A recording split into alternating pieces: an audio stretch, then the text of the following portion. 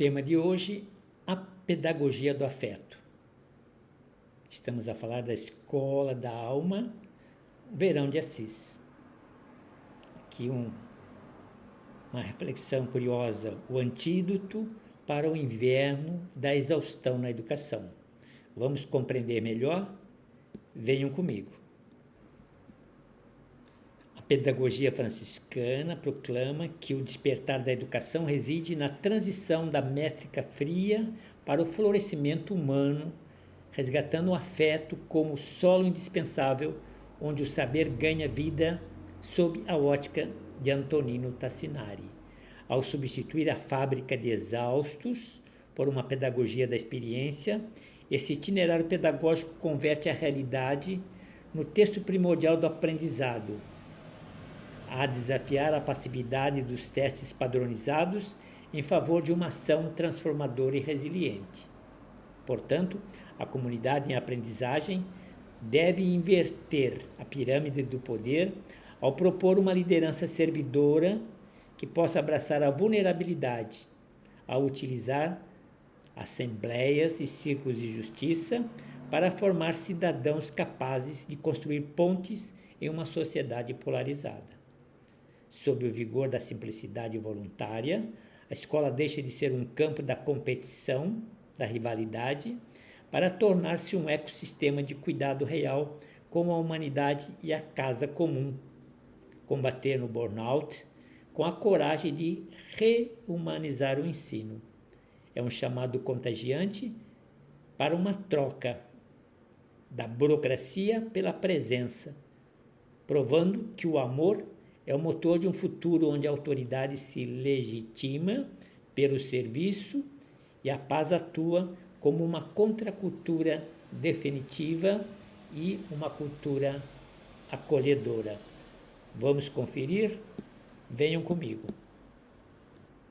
Vamos à nossa reflexão de hoje. O escritor Antoine de Saint-Exupéry escreveu uma vez que, quanto ao futuro, a nossa tarefa não é prevê-lo, mas permiti-lo. E eu acho que essa provocação é o gancho perfeito para a nossa análise profunda de hoje. Com certeza. É uma frase que bate de frente com o que a gente vai discutir. Exato. Hoje a gente vai mergulhar no artigo A Escola da Alma, do João Barros. Esse texto faz parte das reflexões para o Jubileu de 2026 e traz um diagnóstico bem duro sobre educação. Muito duro. Ele diz que as escolas viraram fábricas de exaustos. Isso. Ambientes totalmente obcecados por métricas, resultados de mercado, sabe? E a nossa missão hoje é entender como o roteiro franciscano de 800 anos, que foi resgatado pelo Antonino Tassinari, pode atuar como um antídoto contra todo esse cansaço. E o mais curioso desse resgate histórico é que ele passa longe de ser uma relíquia nostálgica. Na verdade, a proposta é uma ruptura total com o modelo que a gente tem aí. A ideia central é que a educação precisa priorizar o florescimento humano antes de qualquer performance técnica ou mercantil. Não é jogar o conhecimento fora, né? De jeito nenhum. É mudar a base de como ele é construído. Focar em quem a pessoa se torna durante o processo de aprendizagem. Lendo o artigo, eu fiquei bem pensativa sobre como eles colocam o afeto como um pré-requisito para ensinar. Mas fica aquela dúvida de como separar esse afeto de um sentimentalismo barato, sabe? O texto usa o termo condição de possibilidade. É um termo bem acadêmico, né? Total. O que isso quer dizer na prática, na vida real? Quer dizer que sem uma conexão real, o aprendizado simplesmente não acontece. O cérebro humano, ele não absorve informação se a pessoa estiver no estado de ameaça ou de ansiedade. O afeto cria um solo seguro. Sem essa ponte emocional, a pessoa cria barreiras para o saber. Pois é. E sem esse ambiente de acolhimento genuíno, tentar resolver problemas complexos, tipo o isolamento e o bullying, vira uma missão quase impossível nas escolas. E é interessante como o artigo usa a arte para ilustrar esse acolhimento. Ele menciona uma pintura do século XVIII, do José de Ibarra. Mas assim, como olhar para um quadro antigo ajuda um professor que está lidando com uma sala de aula caótica hoje? É que a pintura funciona como uma metáfora visual para a postura do educador. Na obra, a iluminação é bem quente, sabe? como se tentasse derreter o gelo dessa exaustão institucional que a gente comentou. Mostrando uma liderança mais vulnerável. Exato. Em vez daquele superior hierárquico distante, a figura ali é de um irmão mais velho, alguém que caminha junto. Isso quebra a rigidez da sala de aula tradicional. E isso me faz pensar na questão dos testes padronizados. O PISA, por exemplo. O PISA não mede se a turma foi acolhida, né? E o João Barros faz uma crítica pesada à chamada educação bancária.